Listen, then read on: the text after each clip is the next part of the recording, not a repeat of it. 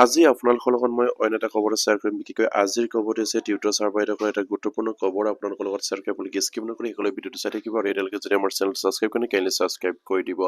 নিশ্চয় আপোনালোকে জ্ঞাত যে টিউটৰ ছাৰ বাইদেউসকলৰ একোবোৰ সমস্যাৰ জড়িত হৈ আছে আৰু সেই সকলোবিলাক সমস্যাৰ পৰা তেখেতসকলে পৰিত্ৰাণ পাবলৈ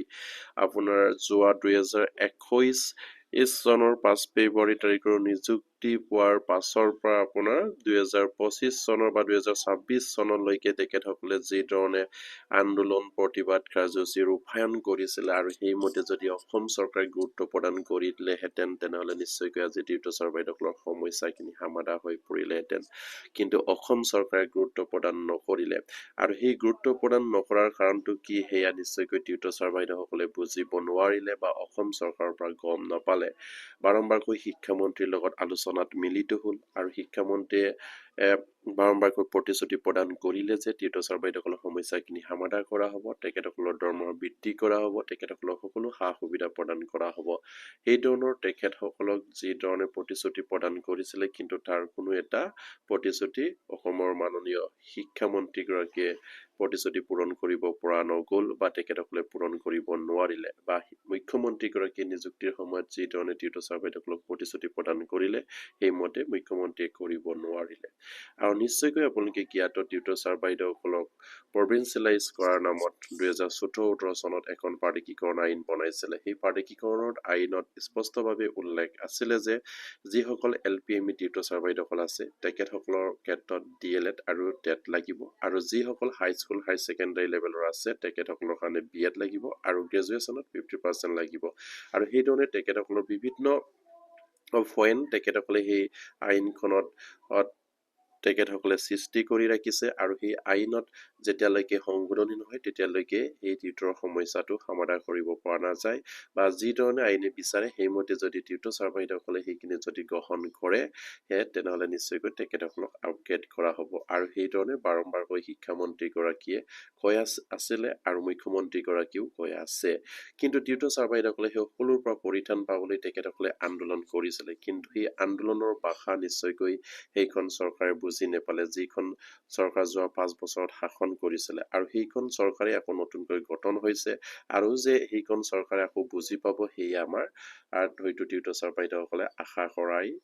বা আশা নকৰাই ভাল কাৰণ তেখেতসকলে আশা কৰিলে নিশ্চয়কৈ আকৌ সেই 5 বছৰ গুচি যাব সেইকাৰণে 2014 চনৰ প্ৰাদেশিকৰণ আইনত যি ধৰণে বিচাৰিছে সেইমতে আপোনালোকে কোৱালিফাইড হ'বলৈ চেষ্টা কৰক বা সেইধৰণে আপোনালোকে অসম চৰকাৰক যিখিনি কোৱালিফিকেশ্যন লাগে সেইখিনি লোৱাৰ এটা সুবিধা দিবৰ কাৰণে আপোনালোকে অনুৰোধ জনাওক তেতিয়া নিশ্চয়কৈ অসম চৰকাৰে বিবেচনা কৰিব বা আপোনালোকক সেইখিনি লোৱাৰ সুবিধা প্ৰদান কৰিব যিহেতু আপোনালোকে গম পাই গোটেই ভাৰতবৰ্ষত এতিয়া যিসকল শিক্ষক কৰ্মচাৰীৰ আপোনাৰ টেট নাই তেখেতসকলক টেট দিবৰ কাৰণে গোটেই ভাৰতবৰ্ষৰ যিখন আপোনাৰ আইন সেই আইনখনত অলৰেডি বা সুপ্ৰিম কোৰ্টত যিখন ৰায় সেই ৰায়খনত অলৰেডি উল্লেখ কৰিছে যে যিসকলৰ টেট নাই তেখেতসকলে টেট এক্সাম দিবগে লাগিব 2011 চনৰ পাছৰ যিসকলে হয়তো নিযুক্তি পাইছিলে বা যিসকলৰ টেট নাছিলে আৰু সেইমতে হয়তো এতিয়ালৈকে সুপ্ৰিম কোৰ্টত ৰায়দান চলি আছে বা সেই ধৰণৰ আইন যিখিনি আইনৰ প্ৰচেছ সেইখিনি হৈ আছে এতিয়ালৈকে ফাইনেল হিয়াৰিং হোৱা নাই হয়তো নিশ্চয়কৈ এতিয়ালৈকে গম পাইছে বা অনুমান কৰিছে এদিন হয়তো সকলো যিসকল শিক্ষক কৰ্মচাৰী টেট নাই তেখেতসকলে হয়তো টেট দিব লগীয়া হ'ব পাৰে কিন্তু সেইখন হয়তো সুপ্ৰিম কোৰ্টৰ ৰায়ৰ ওপৰত নিৰ্ভৰ কৰিব আইনী প্ৰক্ৰিয়া চলি আছে আৰু সেই সময়ত নিশ্চয়কৈ টিউটৰ ছাৰ বাইদেউসকলেও বুজি পাব লাগে যে তেখেতসকলৰ সমস্যাটো সমাধান কৰিবলৈ হ'লে নিশ্চয়কৈ অসম চৰকাৰৰ লগত মিলিত হৈ অসম চৰকাৰৰ পৰা যি ধৰণে টিউটৰ ছাৰ বাইদেউসকলৰ আপগ্ৰেডৰ কাৰণে যি ধৰণৰ কোৱালিফিকেশ্যনৰ প্ৰয়োজন হ'ব সেই প্ৰয়োজনখিনি আপোনালোকে অসম চৰকাৰৰ পৰা বিচাৰিব লাগিব তেতিয়া নিশ্চয়কৈ অসম চৰকাৰে আপোনালোকক সেইখিনি কোৱালিফিকেশ্যন লোৱাৰ এটা সুবিধা প্ৰদান কৰিব কাৰণ যিহেতু এতিয়া 5 বছৰ পাৰ হৈ গ'ল টিউটৰ ছাৰ বাইদেউসকলৰ যি ধৰণে আছে ঠিক তেনেকৈ আছে আৰু বছৰেকত 6% কৈ ইনক্ৰিজ হোৱাৰ দৰমহা বৃদ্ধিৰ কথা কৈছে প্ৰতি বছৰে 6% কৈ বৃদ্ধি হ'ব কিন্তু 6% কৈ বৃদ্ধি হ'লে যিমানখিনি কেনেকৈ চলিব সেই টিউটৰ ছাৰ বাইদেউসকল কাৰণ তেখেতসকলে সামান্য এটা 4 ডিগ্ৰীৰ ওপৰত যদি 6% প্ৰতি বছৰে বৃদ্ধি হ'লেও তেখেতসকলৰ কামত চলিব পৰা নহ'ব কাৰণ যিহেতু এটা মূল্য বৃদ্ধিৰ সময় আৰু যিহেতু আপোনালোকে নিশ্চয় গম পায় এই দুই এদিনতে নিশ্চয়কৈ আমাৰ সকলোবিলাক বস্তুৰ দাম বৃদ্ধি হৈছে পেট্ৰলৰ পৰা আদি কৰি আমাৰ যিখিনি প্ৰয়োজনীয় সামগ্ৰী সকলো খাদ্য বস্তুৰ পৰা আদি কৰি নানা যিমানবিলাক বস্তু আছে সকলোবিলাকৰ ওপৰত নিশ্চয়কৈ আপোনাৰ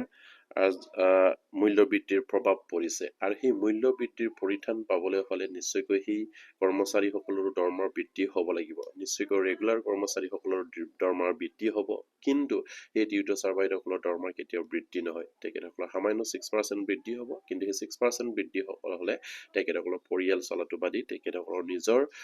খৰচটো উলিয়াবলৈ অসুবিধা হৈ পৰিব সেইবাবে প্ৰতিজন টিউটৰ চাৰ্ভাইটসকলে এটা বুজি উঠাটো নিশ্চয়কৈ প্ৰয়োজনীয় বুলি মই ভাবো আপোনালোকৰ কেন্দ্ৰীয় কমিটিৰ লগত যোগাযোগ কৰি যি ধৰণে আপোনালোকে আগুৱাই গ'লে আপোনালোকৰ সমস্যাটো সমাধান হ'ব পাৰে সেই ধৰণে আপোনালোকে আগুৱাই যাওক 2017 চনৰ প্ৰাধিকৰণ আইনত যিদৰে উল্লেখ আছে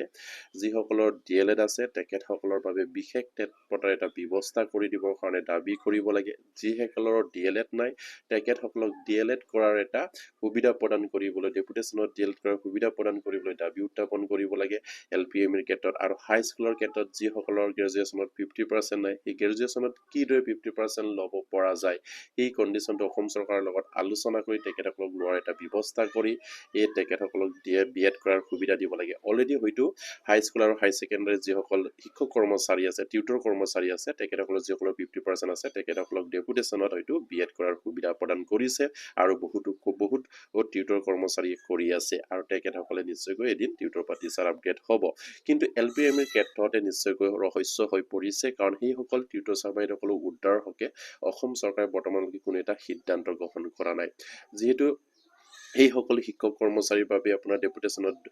ডিএলএড কৰাৰ সুবিধা প্ৰদান কৰিব লাগে কিন্তু কৰা নাই বা তেখেতসকলৰ কাৰণে বিশেষ লোৱাৰ এটা ব্যৱস্থা কৰিব লাগে সেইখিনি কৰা নাই আৰু সেইবাবে এলপিএমৰ যিসকল কেন্দ্ৰীয় কমিটিৰ বিষয়ববীয়া আছে তেখেতসকলে গুৰুত্ব সহকাৰে